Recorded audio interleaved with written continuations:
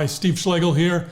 This is the third video in our LLC series where we're looking at how to preserve asset protection and liability protection for your entity.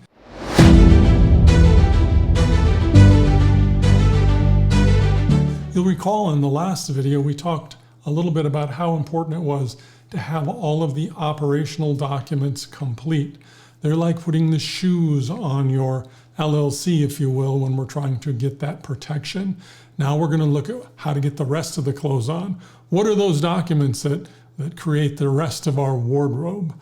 And so the rest of those clothes are documenting all of our transactions, all of our significant transactions. And so I want just to walk you through a laundry list, if you will, of transactions that you need to have documented. You may not have all of these transactions in your business, but you probably have most of them. And so we're going to walk through what they are, and then 2 videos from now, we're going to get into detail on exactly what you need to do with them, okay? So the first one is, do you ever loan money to your entity, to your business? If you do, did you document it with a promissory note? Or, more frequently, did you take money out as a loan as opposed to a distribution or something else? And if you loaned money from the business to yourself, did you document that with a promissory note? And that's key to do. Sometimes we put money into our business to acquire an equity interest in that business, to buy our stock or to buy our membership interest in our LLC. We need to document that in our operating agreement or in our stock certificates. So we have to have that in place. Do you work for the company? Well, most often, most people do work for their business. And if they're working for their business, you have to have a way to prove how much you should get paid and how much you can take out as a distribution or dividend at the end of the year. And to lock up what that compensation is, you ought to have an employment agreement. Sounds crazy. I have an employment agreement with myself. But remember, your entity is not you. It's a separate legal person under the law, and as are you. And so there needs to be an agreement between the two.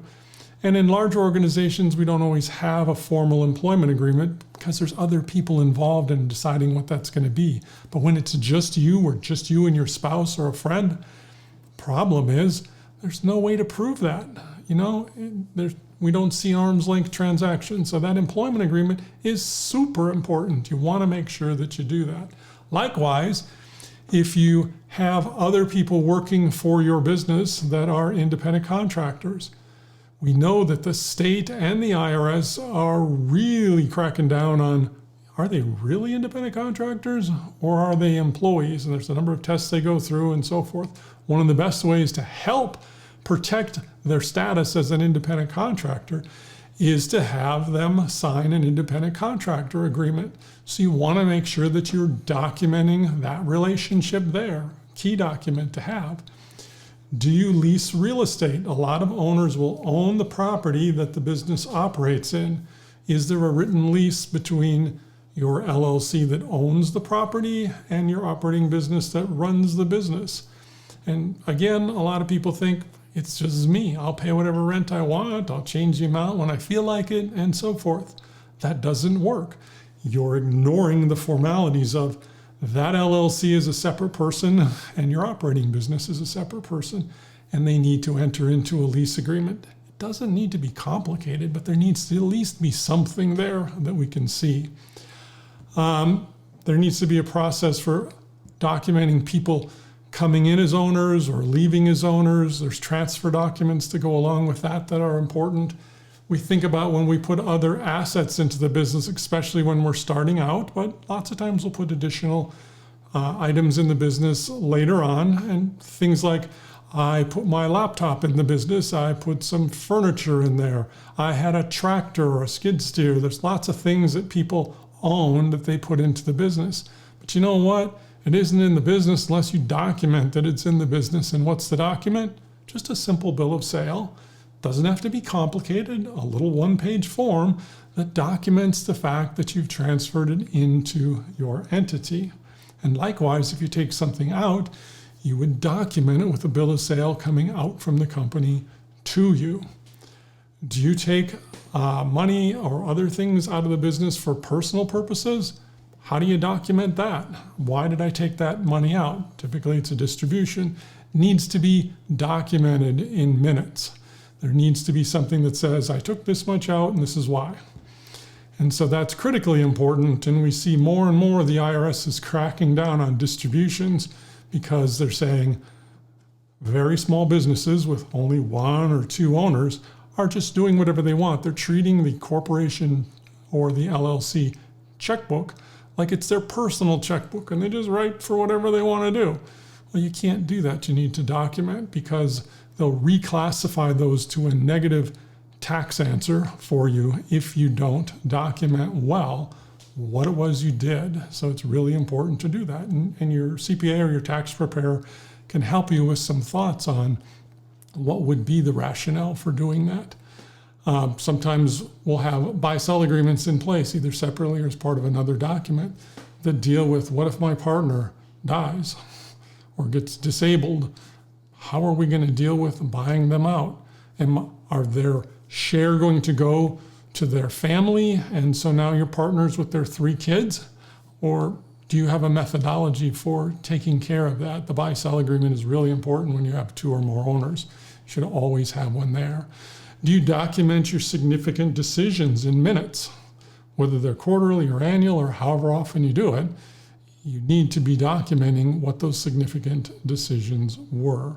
And last, you need to be sure that you've got good financial accounting records, and that means using something like QuickBooks or Xero or one of many different online or offline systems to track your finances in the business. And the reason it's important is because, and I don't run into this quite as much anymore, it's because there were people who would do it on a spreadsheet, or they would collect their receipts and they wouldn't do anything more, and then they would dump them on their tax preparer and say, make a tax return. If you do that and the IRS comes in and audits you, they take a look at that and go, whoa, this doesn't look very professional. I think we're going to camp out here. I bet we can find a bunch of things that we can beat up. Rather, you want to be using a more professional system where you can print out a balance sheet and a P&L and give them things that they would expect to see from a well-run business. Anyway, those are some of the items that we think about that are going to help us to clothe our LLC or small business corporation to help ensure that we've protected our liability and asset protection as much as we can. So I encourage you to do that. On the next video, we're going to look at, I think it's the most important video, we're going to look at how we really can get ourselves in trouble based on our relationship with our LLC. And in the following video, I'm going to get into more detail on these documents that you need to have in place. None of them are super complicated. I want you just to know at this point what the general concepts are, and then we're going to get into the details on what do I need to do and how am I going to get it done. All right, look forward to seeing you in the next video. Remember, I think it's the best one of all.